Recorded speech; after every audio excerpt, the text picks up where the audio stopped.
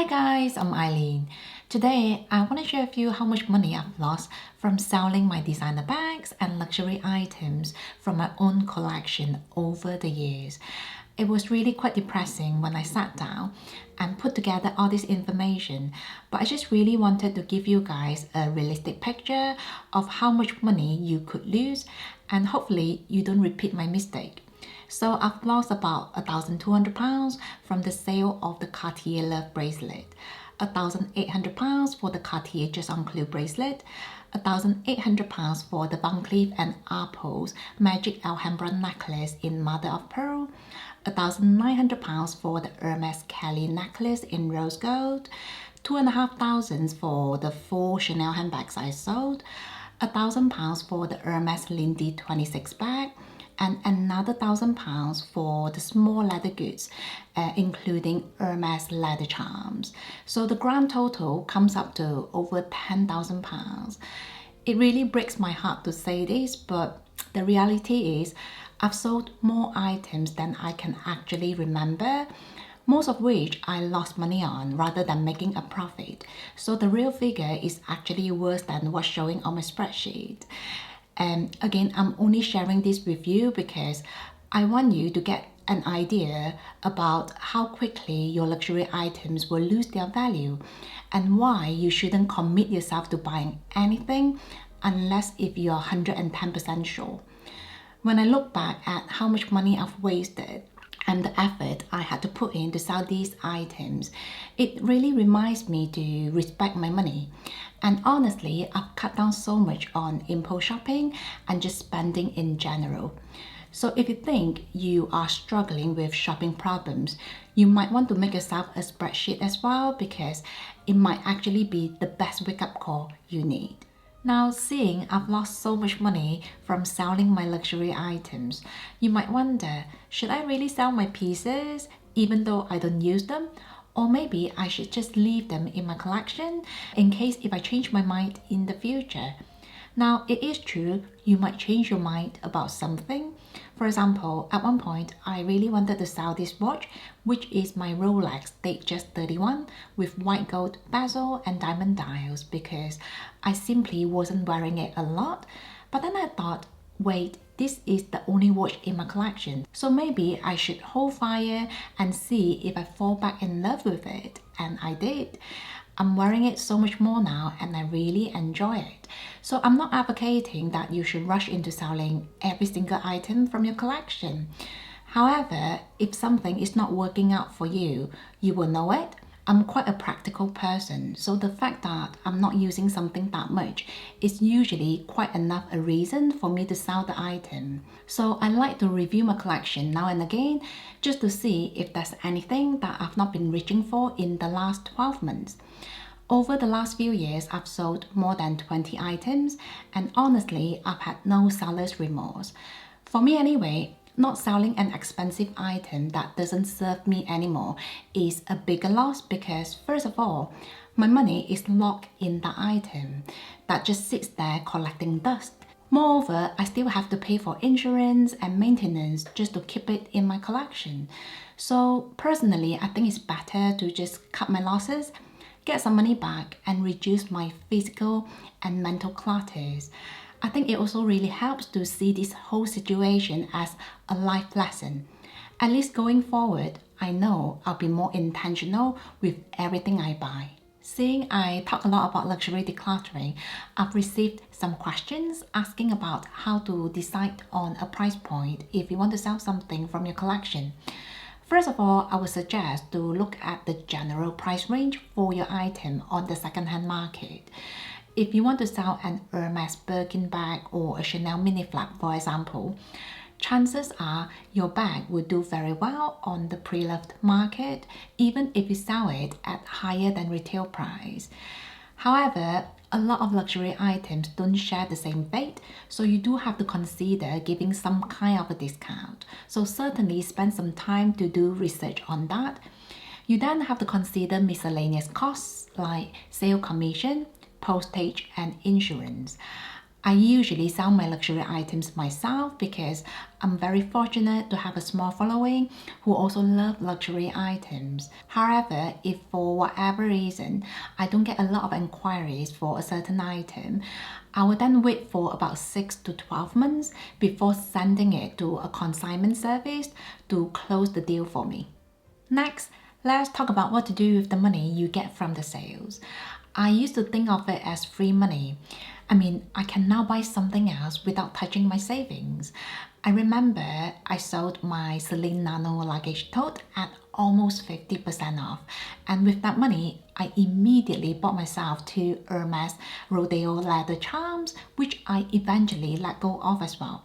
So if you're not careful, you can get yourself into a rat race, and along the way, you will lose more and more money. So always remind yourself this is not free money. It's the leftover money from a failed luxury item or impulse purchase.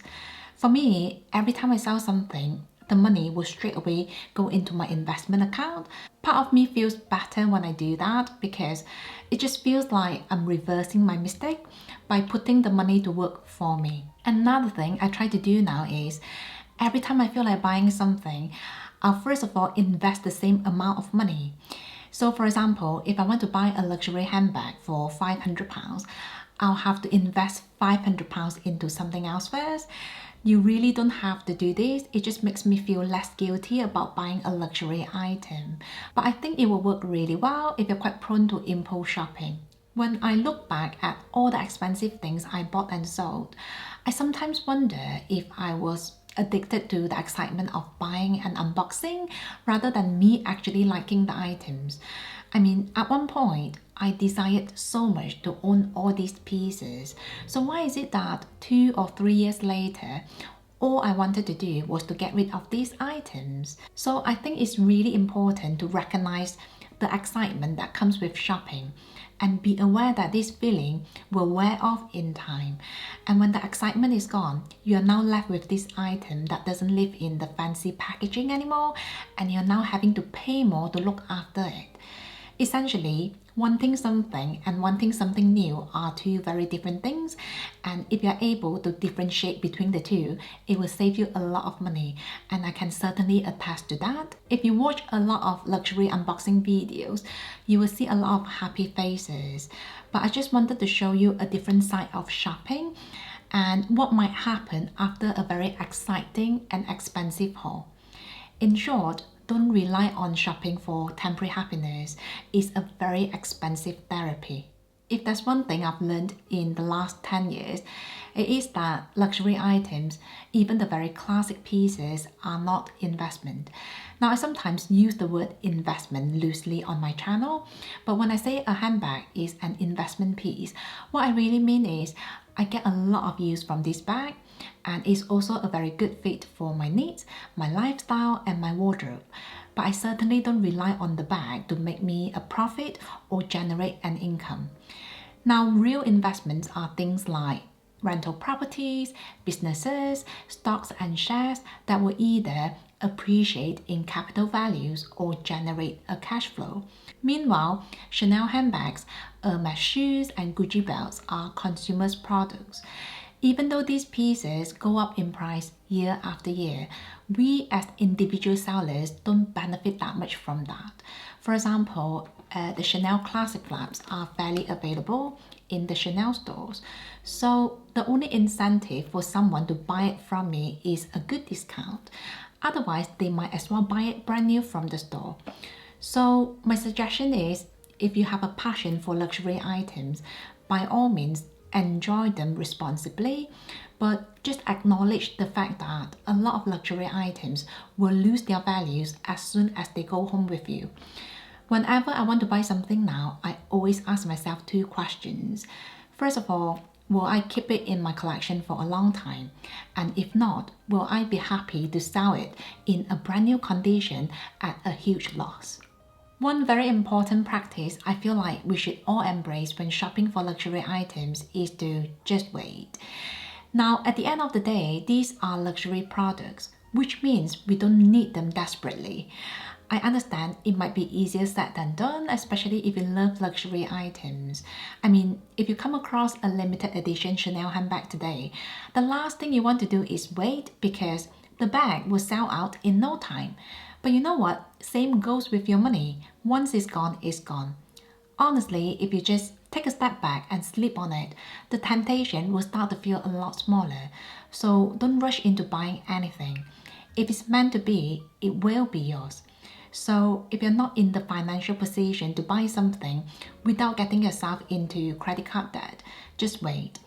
If you're not too sure about buying a Chanel handbag, but you just want to have it because it's the last one in the country, let it go.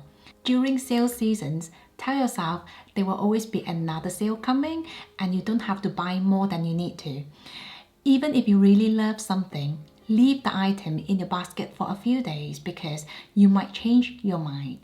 Now, at first, this will not be easy, but if you keep working at it, it will just become a second nature. There you have it. I guess that's a snapshot of my luxury shopping journey, regrets, and some very expensive mistakes. I really hope this video will be helpful because I feel like sometimes we celebrate designer shopping a bit too much and not many people talk about what might happen after a very exciting and expensive luxury haul. Regardless of what you might see on social media, spending a fortune on impulse shopping is really not the happy ending you need. I still enjoy shopping myself, but I do that a lot more mindfully now.